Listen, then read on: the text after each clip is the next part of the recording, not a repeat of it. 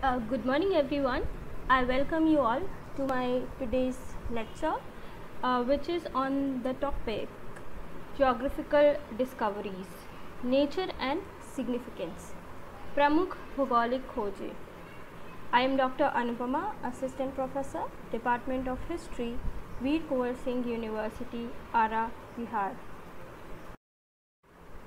Geographical discoveries, भौगोलिक खोज और यात्राएं, ये क्या है और इसकी महत्ता क्या है। तो 15वीं और 16वीं शताब्दी में यूरोप में ये एक बहुत ही महत्वपूर्ण चैप्टर है मॉडर्न वर्ल्ड का, आधुनिक युग का, और इसको एज ऑफ डिस्कवरी भी कहते हैं, यानी कि खोजों का समय। और नए नए समुद्र की रास्ते ढूंढे गए थे, पश्चिम की तरफ, पूरब की तरफ, the new sea routes to the east as well as the discovery of new continents like America. America जैसे क्षेत्रों की खोज हुई और इसने पूरी तरीके से पूरे इतिहास का नक्शा ही बदल कर रख दिया। और इस लेक्चर में हम इन्हीं सब चीज़ों के ऊपर गौर करेंगे। The adventurous spirit of the sailors like Bartolomeu Dias, Christopher Columbus, जिनका नाम आपने ज़रूर सुना होगा, and Ferdinand Magellan ultimately led to these historic discoveries. इन डिस्कवरीज़ के, इन खोज और यात्राओं के, जिन्होंने इन यात्रियों को, इन सेलर्स को प्रमोट किया, मोटिवेट किया, वो बहुत सारे महत्वपूर्ण कारक हैं और इनके ऊपर हम गौर करेंगे।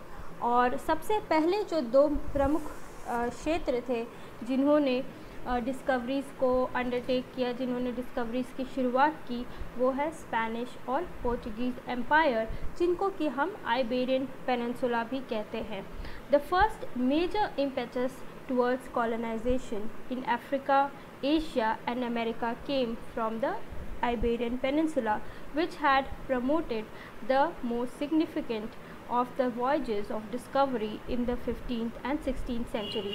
So इस सेंटेंस से ही ये साबित हो जाता है कि ये जो डिस्कवरीज़ हैं, इनमें एक तो सबसे बहुत महत्वपूर्ण इम्पैक्ट है, महत्वपूर्ण कॉज है कि उन्होंने कॉलोनाइजेशन यानी कि साम्राज्यवाद की शुरुआत की, और ये साम्राज्यवाद हुआ अफ्रीका, एशिया और अमेरिका का।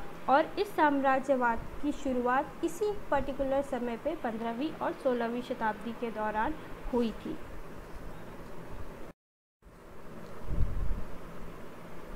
So as I have already stated that the first two regions who undertook the colonization and undertook the expansion, the discoveries were called the Iberian Peninsula, which is Portugal and Spain. So the first great wave of expedition was launched by Portugal. Its ruler was Henry, generally known as the Navigator, and as a result of his efforts, the Madeira and Azores Islands were discovered. The main project of Henry, the Navigator, was the exploration of the west coast of Africa. His sailors discovered the Cape Verde Islands. Although Henry died in 1460, his zeal provided stimulus to the Portuguese for further explorations. In 1487, Bartholomew Diaz reached the southern tip of Africa and called it the Cape of Storms, due to a terrible storm he experienced there. Later it was renamed as the Cape of Good Hope because it provided hope that access to the Indian Ocean was possible.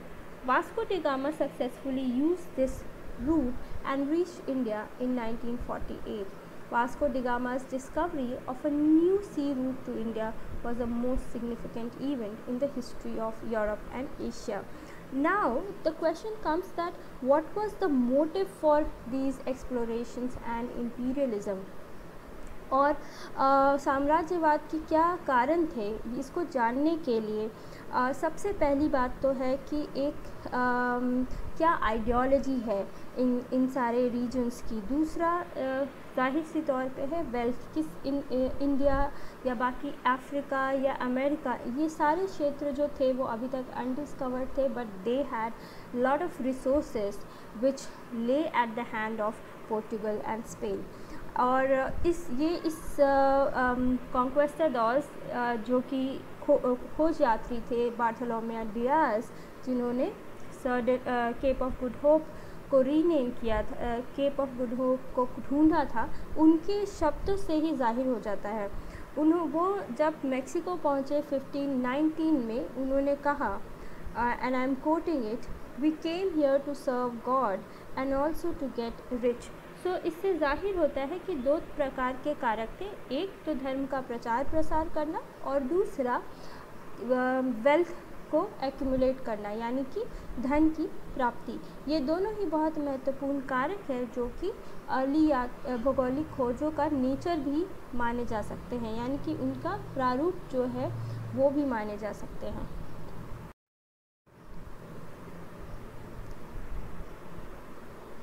Both Spanish and Portuguese imperialism had, therefore, the characteristics of medieval crusade against Islam and heathen, while also assuming the more modern role of openly exploiting the capital wealth of dependencies.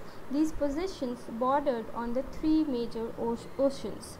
For Portugal, they included the Atlantic island of Cape Medina and Azores, the coast of Brazil, fortress settlements in East Africa like Mombasa, and West Africa like Sao Jorge, bases in the Indian Ocean like Ormuz, Goa, Calicut, and Colombo, scattered posts in the Far East in Macau, Malacca, Java, the Celebes, and the Moluccas.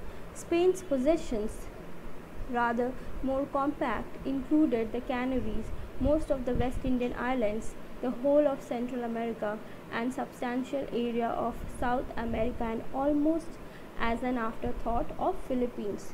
However, in this slide what we see is the traditional and modern compasses. Why are they important? They are important because they really change the way the explorers navigated the sea. And you know that initially it was slightly difficult to navigate through the sea, and there were really difficult ways in order to know that which direction they were moving. So as you can see that these are traditional and modern compasses, which is also a reflection of the technologies and technologies which were being developed during this period, and certainly it did help the voyages and the conquistadors and these people who traveled across the sea, and then they found new places. So in this map we can see the Portuguese routes, and as I have already mentioned in the previous slide, and we can see this these important areas, and you can see in the red we have the trade routes. So Malacca, Calicut, Goa, I just mentioned in the previous slide, Mecca and Genoa, Antwerp, Marseille, Lisbon and Venice. एक बहुत सरल सी महत्ता जो है कि पहले जो Europe से ट्रेड होता था, जो पहले यूरोप से व्यापार होता था, वो पूरे रास्ते से घूम करके होता था। लेकिन जब यूरोपियंस ने केप ऑफ गुड होप को ढूंढ लिया और इन सब क्षेत्रों को एक्सप्लोर कर लिया, तो उनका ईस्ट के साथ जो व्यापार है वो डायरेक्टली होने लग गया। तो यहाँ पे आप देख सकते हैं Antwerp, Greece, Marseilles, Lisbon, these are very important trade centres right now. ये व्यापार के बहुत ही महत्वपूर्ण क्षेत्र हैं। तो ये सारे समुद्र के आसपास के जो क्षेत्र हैं ये सब बहुत महत्वपूर्ण है, और स्पेशली एंटवर्प, जेनेवा, वेनिस। और दूसरी तरफ से हम यहाँ पे ब्लू लाइन में देख सकते हैं कि किस तरीके से वास्को डी गामा जो है उन्होंने गोवा, कैलिकट और वो लिस्बन से होते हुए इस पूरे क्षेत्र से केप ऑफ गुड होप के बाद वो ज़ांज़ीबार और गोवा, कैलिकट के क्षेत्र को उन्होंने एक्सप्लोर किया। सो ये सब यात्राएं जो हैं ये 1434 और 15 सेंचुरी के अराउंड हो रही थी। नेक्स्ट जो हमारा क्षेत्र है वो है स्पेन। मैं आपको पहले ही बता चुकी थी कि स्पेन में भी जो यात्राएं हुई उसका यही उद्देश्य था कि किस प्रकार से धर्म का प्रचार प्रसार किया जाए और कैसे वेल्थ यानी कि धन की प्राप्ति की जाए। इस तरीके से नए नए क्षेत्रों को ढूंढना, उनका एक इनडायरेक्ट अधिग्रहण करना, इनडायरेक्ट कंट्रोल करना और सिर्फ रिसोर्सेज के लिए। और हम जानते हैं कि बाद में यही indirect control direct political control में बदल जाएगा और फिर उसको हम साम्राज्यवाद का नाम देंगे। So, next to Portugal, Spain began to explore the sea routes to the east. Christopher Columbus, a Genoese sailor, planned to discover a new sea route to the east by traveling westwards. After securing monetary assistance from King Ferdinand and Queen Isabella of Spain, he set sail on 3rd August 1492 across the Atlantic. After a long and difficult voyage, he reached an island of the Bahamas on October 12, 1492. He thought that he had reached the shores of India. Therefore, he called Columbus the natives of that island Indians. He made 3 more voyages and explored the islands in the Caribbean Sea and Central America. These islands are even today called as the West Indies.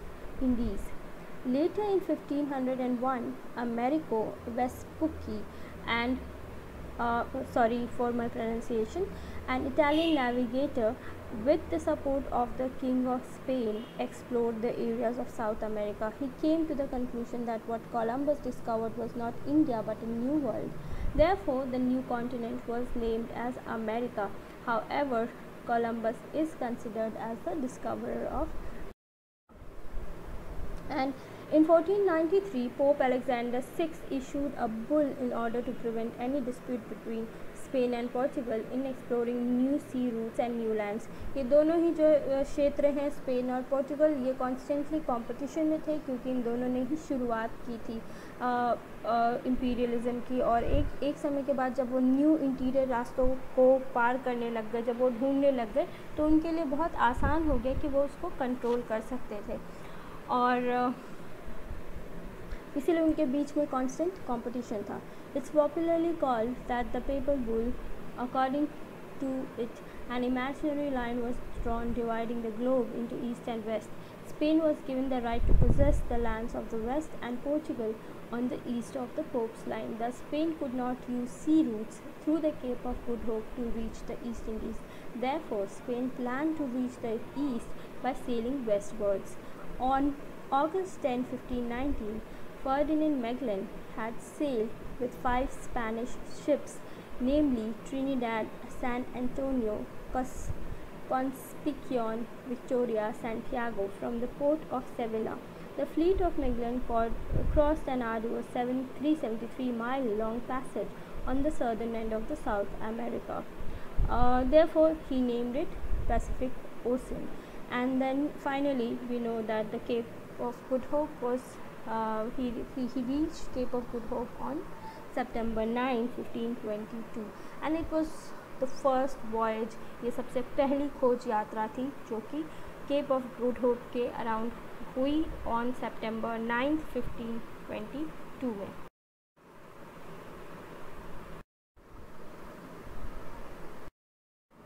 Treaty of टोर्डेसलास 1494 में जो हुई, इसकी एक बहुत महत्वपूर्ण महत्ता है और इसके बारे में हम इस स्लाइड में बात करेंगे। So the voyages of Columbus 1492, 1493 and 1498, 1500 were at first considered very disappointing, and the Portuguese appear to have established the only really useful imperial positions because they alone possessed obvious wealth. Yet within 15 years the Spanish possessions had grown rapidly, with settlements being established far into the interior, while the Portuguese colonies remained essentially coastal. This sudden acceleration of Spanish energy was due to main factors.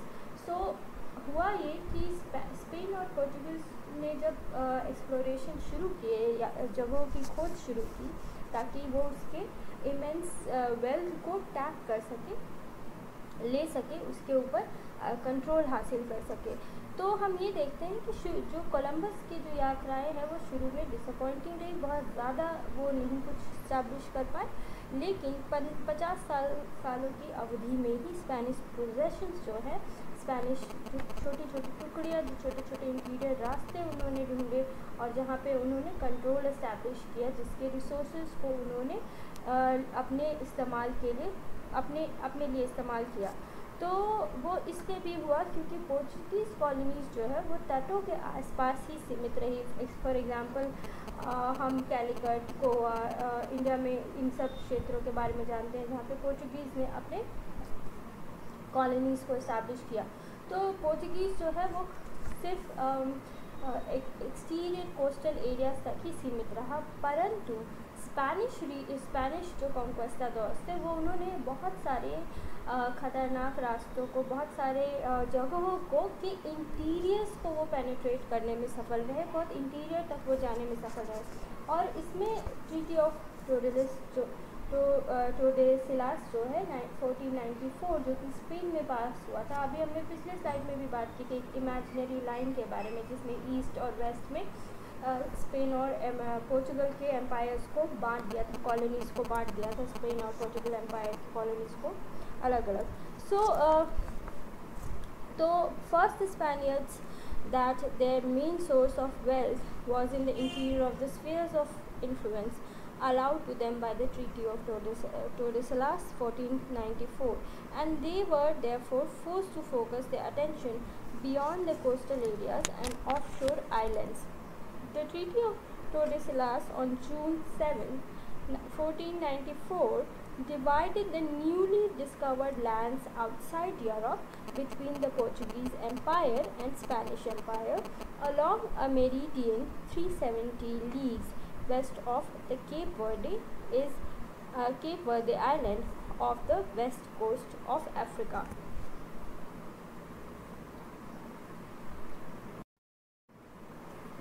Geographical discoveries, इन भूगोलिक खोज यात्राओं का महत्व क्या था, प्रभाव क्या रहा। Impact of geographical discoveries. Geographical discoveries had a profound impact on economical, political and social conditions of most part of the world, and the most important of them are tremendous improvement of trade and industry in Europe. मैंने पहले ही बताया था कि किस प्रकार से व्यापार और वाणिज्य के लिए ये बहुत ही महत्वपूर्ण रहा।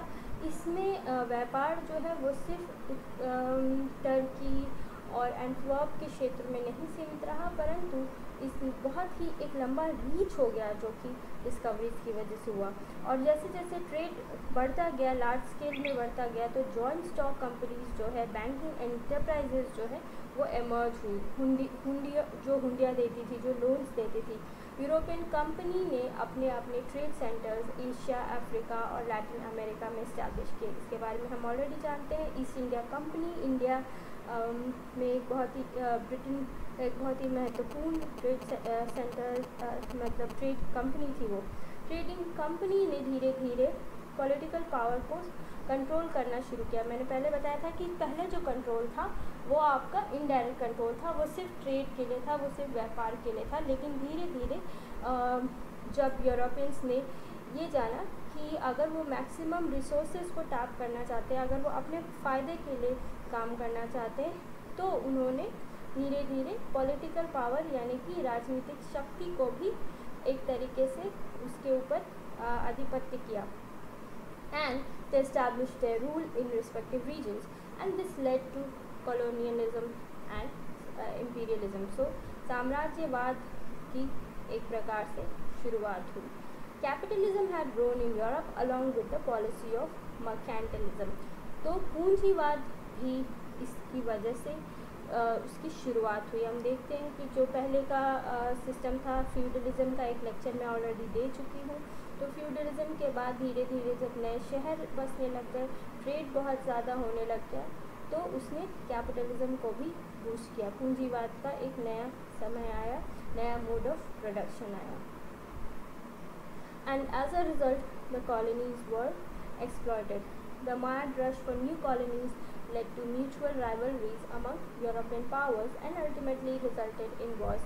यहाँ पे हम बात कर रहे हैं कि किस प्रकार से यूरोपियन पावर्स, चाहे वो ब्रिटेन हो, चाहे वो फ्रांस हो, चाहे वो पोर्चुगल हो और स्पेन हो, ऑल्दो स्पेन और पोर्चुगल ने शुरुआत की थी, लेकिन बाद में हम देखते हैं कि ब्रिटेन और फ्रांस जो है उनकी पावर्स, उनके एम्पायर्स ने वो भी जुड़ चुके थे इस कॉलोनीज़ की होड़ में, और उन्होंने एक तरीके से स्पेनिश, पोर्चुगीज़ और डच, इन तीनों ही एम्पायर्स को कंपटीशन में हरा दिया और वो नंबर 1 बन के बैठ गए। और इस कॉलोनीज़ की होड़ जो है इन सब में ही थी, और अल्टीमेटली रिजल्टेड इन वॉर्स। छोटे छोटे वॉर्स भी हुए, और सबसे बड़ा वॉर जो अल्टीमेटली बाद में जाके होगा वो है आपका world war 1। And one of the main causes is capitalism and imperialism, colonization, and the fact that everyone was involved in getting colonies, getting hold of colonies. Now the system of slavery was followed. दास प्रथा की शुरुआत हुई। Africa में जो निवासी थे, मूल निवासी थे, उनके लेबर को भी एक्सप्लॉइट किया गया, क्योंकि इस समय लेबर जो है वो भी बहुत महत्वपूर्ण था। तो European planters in America imported negro slaves from Africa to work in their plantations. इनके ऊपर बहुत ही ज़्यादा कढ़ाई की जाती थी, इनकी जो वैल्यू ऑफ लाइफ थी वो बिल्कुल नहीं था। At a certain point of time they became a commodity, जिनको कि सेल किया जा सकता था और ख़रीदा जा सकता था, बेचा और ख़रीदा जा सकता था। The geographical discovery solved the problem of overpopulation in Europe, and many Europeans began to settle in American continents. तो अमेरिकन कॉन्टिनेंट्स में भी सेटलमेंट्स शुरू हुए। The culture of Europe had spread to Asia, Africa and other parts of the world very rapidly, and this also happened vice versa. Asia African cultures भी Europe में पहुँचे, और वहाँ culture in form of textiles, in form of different other traditions, they were also exchanged and they became part of that overall phenomena, overall scenario. So the basic readings that I have referred for this lecture is Stephen Lee, Aspects of European History, 1494-1789, and a little bit of J.H. Parry, Age of Renaissance. Those people who want to study it in detail, you can refer to these other books by Scammell, Brodel, and Boxer. So I hope you like this lecture. Thank you very much.